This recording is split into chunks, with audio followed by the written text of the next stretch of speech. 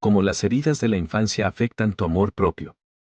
Hay cosas que nos pasaron de pequeños que guardamos tan adentro que casi olvidamos que están ahí. No las recordamos de manera activa. No pensamos en ellas todos los días. En muchos casos, ni siquiera las reconocemos como heridas. Las normalizamos. Las integramos como parte de la historia. Como cosas que simplemente pasaron, que así era la vida, que tampoco fue para tanto. Y sin embargo, siguen operando. En cómo te relacionas con las personas que amas. En el nivel de intimidad que te permites.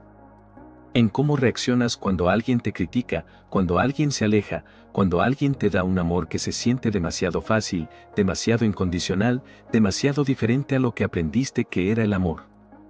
En cómo te hablas cuando cometes un error. En cuánto te permites recibir. En si puedes quedarte con un cumplido o lo desvías inmediatamente. En si puedes pedir ayuda o si eso todavía se siente como una exposición demasiado grande. Esas cosas que pasaron de pequeños siguen ahí. Calladas. Pacientes. Operando desde un lugar que muchas veces no vemos pero que influye en casi todo. Hoy vamos a hablar de esas heridas. Con cuidado. Con honestidad. Sin dramatismo pero sin minimizar tampoco. Porque merecen ser vistas. Parte 1. Lo que pasa en la infancia no queda ahí. El niño que fuiste no desapareció cuando creciste. Sé que puede parecer obvio dicho así. Pero vale la pena detenerme en ello, porque en la práctica actuamos como si no fuera cierto. Actuamos como si el adulto que somos hoy fuera una pizarra nueva, desconectada de todo lo anterior. Como si los años que pasaron desde la infancia hubieran creado una separación limpia entre el niño que éramos y la persona que somos ahora. Pero no funciona así. El niño que fuiste sigue ahí, en alguna parte de ti. Sigue presente en tus respuestas emocionales más inmediatas. En los miedos que aparecen antes de que la razón pueda evaluarlos. En las necesidades que sientes pero que no siempre te permites expresar. En las creencias más profundas que tienes sobre ti mismo, sobre si eres capaz, sobre si mereces ocupar espacio, sobre si puedes confiar en que las personas se van a quedar. Y las experiencias que ese niño tuvo, las cosas que le dijeron, el amor que recibió o que no recibió, la seguridad que sintió o que no sintió, todo eso quedó grabado de una manera que la neurociencia hoy entiende con bastante claridad. El cerebro en desarrollo es extraordinariamente sensible a su entorno. Aprende con una velocidad y una profundidad que no vuelve a tener en ninguna otra etapa de la vida. Y lo que aprende en esa etapa sobre cómo funciona el mundo, sobre si es seguro, sobre si merece ser amado, forma una especie de base sobre la que se construye todo lo demás. Y aquí viene algo importante. Algo que quiero que escuches con atención porque muchas personas lo pasan por alto cuando piensan en su propia historia. No hace falta que haya pasado algo dramático para que queden heridas. No hace falta que haya habido abuso, no hace falta que haya habido abandono explícito, no hace falta que la infancia haya sido objetivamente terrible para que haya cosas que dolieron y que dejaron marca. A veces es mucho más sutil que eso. Y la sutileza no le quita peso. A veces se lo suma, porque lo sutil es más difícil de nombrar, más difícil de validar, más fácil de minimizar con un tampoco fue para tanto o un mucha gente tuvo algo peor. Un padre que estaba físicamente presente pero emocionalmente ausente. Que cumplía con lo material pero que no sabía, o no podía, conectar emocionalmente con sus hijos. Que nunca preguntaba cómo te sentías. Que no sabía cómo abrazar sin incomodidad. Que estaba ahí pero de alguna manera no estaba. Una madre que amaba profundamente pero que exigía perfección. Para quien los logros eran la moneda del orgullo y los errores generaban una decepción que se sentía en el ambiente aunque no se dijera en voz alta.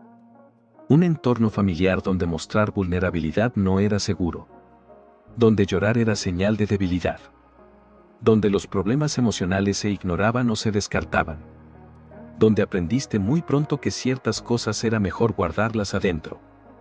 Mensajes repetidos, no siempre dichos con crueldad, a veces dichos con la mejor intención, de que eras demasiado sensible, demasiado intenso, demasiado difícil. O lo contrario, que no era suficiente, que podías más, que otros lo hacían mejor, que había que esforzarse más. Esas experiencias, acumuladas con el tiempo, moldean algo muy profundo. Moldean la imagen que tienes de ti mismo. La respuesta interna a la pregunta más fundamental que existe, ¿soy Kaebel tal como soy? Y esa imagen, esa respuesta, es en muchos casos la raíz de la dificultad para amarte y valorarte de adulto. No una raíz abstracta o teórica. Una raíz real, concreta, que opera todos los días aunque no la veas. Parte 2. ¿Cómo se manifiestan esas heridas hoy? Las heridas de la infancia no aparecen siempre de manera obvia. No llegan con una etiqueta que diga esto viene de cuando tenías 8 años. Se cuelan. Se disfrazan. Aparecen en patrones cotidianos que parecen simplemente parte de tu personalidad, parte de cómo eres, sin una conexión visible con lo que ocurrió hace tanto tiempo. Pero la conexión existe. Y cuando la ves, cuando puedes trazar ese hilo entre el presente y el pasado, algo cambia. No desaparece de inmediato, pero cambia. Porque entiendes de dónde viene. Y lo que tiene nombre y origen se puede trabajar de manera diferente a lo que simplemente es así. Déjame mostrarte algunas de esas conexiones. Si de pequeño sentiste que no eras suficientemente bueno, quizás aprendiste que el amor y la aceptación dependían de tu rendimiento. De sacar buenas notas, de ser el mejor, de no cometer errores. Y ese aprendizaje se convirtió en una exigencia interna que de adulto no tiene fin. El perfeccionismo que no te deja descansar. La sensación de que nunca es suficiente, que siempre hay algo más que podrías haber hecho mejor. La dificultad para celebrar tus propios logros porque siempre hay una voz que señala lo que faltó. No es un rasgo de personalidad neutro. Es una herida que aprendió a disfrazarse de estándar. Si sentiste que eras una carga, quizás aprendiste que tus necesidades eran demasiado. Que pedirlas generaba problemas, molestia, tensión. Y aprendiste a no pedir. A arreglártela solo. A presentarte siempre como alguien que está bien, que no necesita nada, que puede con todo. De adulto, pedir ayuda se siente expuesto. Vulnerable de una manera que incomoda. Hay una voz que dice que si pides demasiado, si necesitas demasiado, la gente se va a cansar de ti. Que es mejor no depender de nadie para no arriesgarse a esa decepción. Y entonces cargas solo lo que podrías compartir. Y te cansas de maneras que no tendrías que cansarte. Si el amor que recibiste fue inconsistente, a veces presente, a veces ausente, a veces cálido, a veces frío, sin que pudieras predecir del todo cuándo ibas a recibir conexión y cuándo ibas a encontrar distancia. Ese tipo de amor crea algo muy particular en el sistema nervioso. Crea una hipervigilancia hacia las señales de las personas que quieres. Una sensibilidad muy afinada para detectar cualquier cambio, cualquier enfriamiento, cualquier señal de que algo podría estar mal. De adulto se manifiesta como miedo al abandono. Como ansiedad en las relaciones íntimas. Como la tendencia a aferrarte a vínculos que ya no te hacen bien porque la alternativa, quedarte sin ese lugar, activa algo muy antiguo y muy aterrador. Si creciste en un entorno donde tus emociones no eran bienvenidas.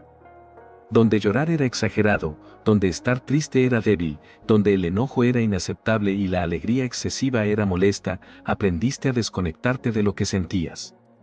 A funcionar desde la cabeza. A ser eficiente y racional y no dar demasiado espacio a lo emocional. De adulto, esa desconexión puede sentirse como estabilidad. Como fortaleza. Pero también puede sentirse como una distancia de ti mismo que no sabes muy bien cómo cruzar. Como una dificultad para saber qué sientes, para nombrarlo, para permitírtelo. Y el amor propio, en su raíz, requiere conexión contigo mismo. Requiere poder sentir lo que sientes y tratarlo con respeto. Cuando esa conexión fue cortada muy temprano, recuperarla requiere trabajo. Reconocer estos patrones no es para quedarse viviendo en el pasado. No es para construir una identidad alrededor de las heridas. No es para tener una explicación de por qué nada puede cambiar. Es para entender el presente. Para ver con claridad de dónde vienen ciertas reacciones que de otra manera parecen irracionales o exageradas o simplemente parte de cómo eres. Porque cuando entiendes de dónde viene algo, Cuando puedes decir esto tiene sentido dado lo que viví, dos cosas ocurren al mismo tiempo. Primero, la reacción pierde algo de su poder automático. Ya no es solo un impulso que te arrastra. Es algo que puedes observar, nombrar y eventualmente responder de manera diferente. Y segundo, algo de la vergüenza que a veces acompaña a estos patrones se afloja. Porque te das cuenta de que no eres raro. No estás roto. Respondiste de la manera más lógica posible a lo que viviste.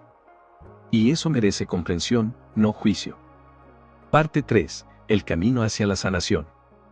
Quiero ser honesto sobre lo que significa sanar las heridas de la infancia. Porque hay versiones de esta idea que circulan y que no son del todo precisas. Sanar no significa borrar lo que ocurrió. Lo que ocurrió ocurrió. No se puede deshacer. No puedes volver atrás y tener la infancia diferente. No puedes hacer que esas experiencias no hayan dejado marca. Sanar tampoco es un destino al que llegas un día y donde ya está todo resuelto, donde las heridas ya no existen, donde nada de lo antiguo te mueve. Sanar es algo más parecido a esto, cambiar la relación que tienes con lo que viviste. Y cambiar la relación que tienes contigo mismo a partir de ello. Es un proceso. Es lento. Es no lineal. Y vale completamente la pena. El primer paso, darle nombre. Este es más poderoso de lo que parece. Porque muchas de estas heridas operan en silencio precisamente porque nunca las nombramos. Las normalizamos. Les quitamos peso con frases como todos tienen sus cosas o tampoco fue tan grave o ya pasó, ¿para qué hablar de eso? Pero el dolor que no se nombra no desaparece. Simplemente se disfraza. Se convierte en ansiedad, en patrones de relación, en esa voz crítica interna que no descansa, en la dificultad para recibir amor sin desconfiar de él.